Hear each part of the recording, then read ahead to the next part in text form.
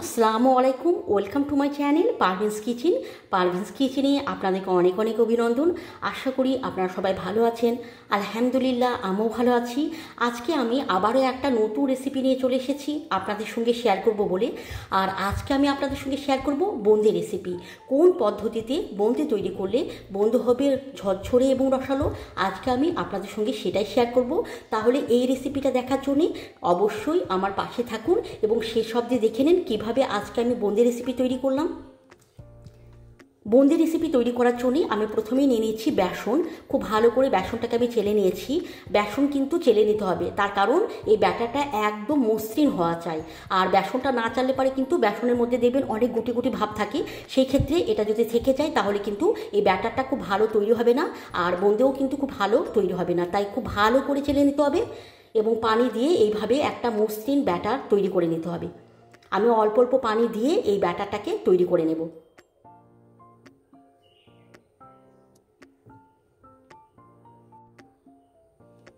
খুব বেশি পাতলা বা খুব বেশি গাঢ় কিন্তু হবে না, একদম মিডিয়াম এই ব্যাটারটাকে তৈরি করে নিতে হবে। তার জন্য কিন্তু আমি অল্প অল্প পানি দিয়ে এই ব্যাটারটাকে তৈরি করব। একবারে পানি দিলে পারে কিন্তু হয়তোবা ব্যাটার পাতলা হয়ে যেতে পারে, তাই আমার যতটুকু পানি প্রয়োজন আমি ঠিক ততটুকুই পানি দিয়ে এই ব্যাটারটাকে সুন্দরভাবে আমি তৈরি করে নেব।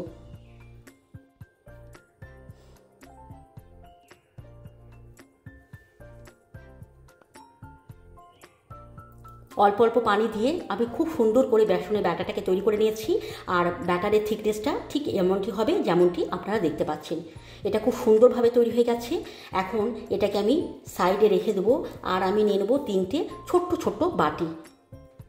ছোট ছোট বাটি নিয়ে নিয়েছি। এই বাটির মধ্যে আমি বেসনের ব্যাটার অল্প অল্প করে নেব এবং 3টে বাটির মধ্যে দিয়ে দেবো।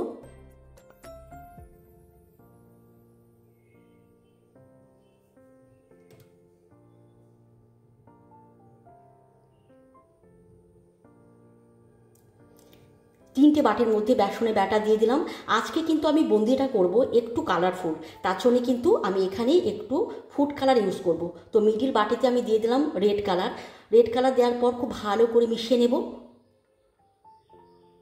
একটু কালারফুল হলে পারে কিন্তু বোঁদেটা দেখতে বেশ ভালো লাগে আর খেতেও কিন্তু অনেক সুন্দর হয়। তাই আমি কিন্তু আজকে বোঁদেটা তৈরি করব একটু কালারফুল, যাতে দেখতে সুন্দর লাগে আর খেতেও কিন্তু অনেক ভালো লাগে।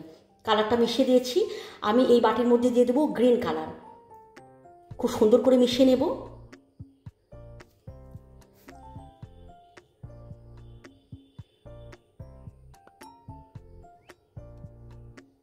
খুব ভালো করে আমি কিন্তু মিশিয়ে নিয়েছি। এই দুটো কালার মিশিয়ে নিয়েছি। এটা কিন্তু কোনো কালার দেবো না, এটা এরকমই থাকবে। এখন আমি এগুলোকে তেলের মধ্যে ফ্রাই করব, তার জন্য কিন্তু আমি কড়াই বসিয়ে দিয়েছি। এখানে কিন্তু আমি সাদা তেল দিয়ে দেবো। তেল গরম হয়ে গেছে। এখন আমি একটা নিয়ে নেবো ঝাঁঝরা, এরকম একটা ছিদ্রযুক্ত ঝাঁঝরা নিয়ে নেবো এবং বেসনের ব্যাটার ঠিক এখানে দিয়ে দেবো এইভাবে। এবং দেখবেন অটোমেটিকলি কিন্তু নিচে থেকে পড়তে থাকবে, আপনারা হয়তো দেখলেই বুঝতে পারবেন। তবুও আমি হাতের সাহায্যে একটু এরকম করে দেবো যাতে খুব অনায়াসে এটা নিচের দিকে পড়ে যায় আর খুব সুন্দরভাবে এটা তৈরি হয়ে যায়। দেখুন ঠিক এইভাবে আমি তৈরি করে নিলাম। নাড়াচাড়া করে এগুলোকে আমি একটু ফ্রাই করে নেব।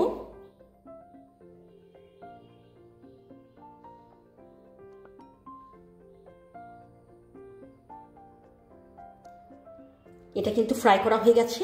এখন আমি তুলে নেব।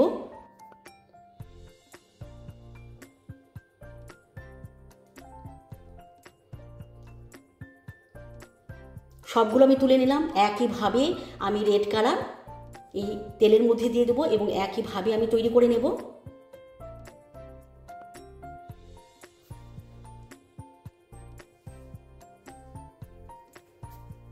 কি সুন্দর দেখতে লাগছে, তাই না বন্ধুরা?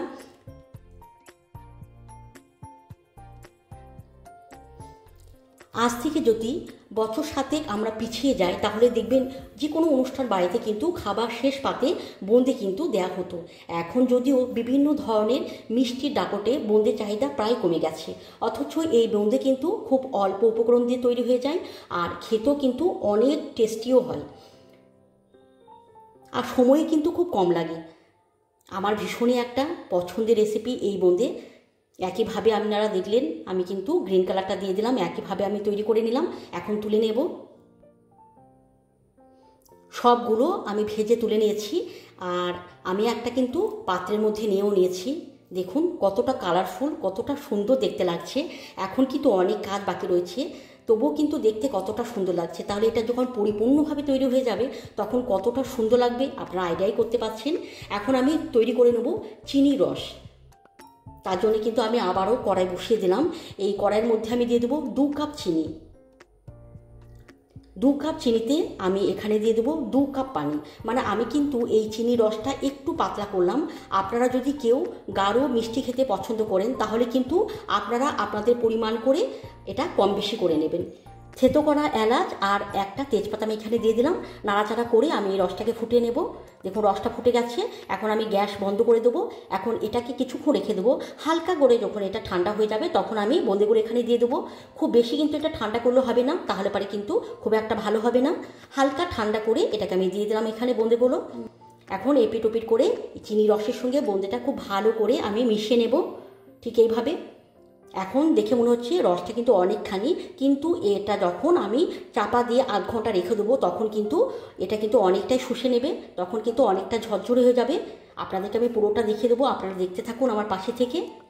দেখুন রসের সঙ্গে আমি খুব ভালো করে মিশিয়ে দিলাম। এইভাবে আমি একটু ঠিকঠাক করে নিলাম। তারপরে আমি ঢাকনা দিয়ে ঢেকে দেবো এবং এটাকে রেস্টের জন্য আমি আধ ঘন্টা রেখে দেবো। তারপর ফিরে আসছি। আধ ঘন্টা পর আমি আবারও চলে এলাম। দেখুন বোঁদেটা কিন্তু পুরোপুরিভাবে তৈরি হয়ে গেছে। আর রসটা আপনারা দেখতেই পাচ্ছেন একদম কিন্তু শুষে নিয়েছি। দেখলেই বুঝতে পারবেন আর কতটা ঝরঝরে, কতটা সুন্দর দেখতে লাগছে আপনারা দেখলেই বুঝতে পারবেন। খুব ইজি বন্ধুরা, এইভাবে কিন্তু আপনারা একবার হলেও কিন্তু এই রেসিপি বাড়িতে আপনারা তৈরি করে নিতে পারেন। আর খুব অল্প সময়ের মধ্যে হয়ে যায়, খুব বেশি একটা উপকরণের প্রয়োজন হয় না, আর খেতেও তেমনি অনেক সুস্বাদু। তাহলে এইভাবে আপনারা অবশ্যই এই বোঁদে রেসিপি তৈরি করুন। আর কেমন হয়েছে আমাকে অবশ্যই কমেন্ট করে জানাবেন। তাহলে বন্ধুরা আজকে আমার রেসিপি আপনাদেরকে কেমন লাগলো, আশা করি ভালো লেগেছে। তাহলে এইভাবে তৈরি করুন। আজকের মতো আসি, আবার অন্য কোনো দিন অন্য কোনো নতুন রেসিপির সঙ্গে আপনাদের সঙ্গে সাক্ষাৎ হবে। ভালো থাকবেন, সুস্থ থাকবেন, খোদা হাফেজ।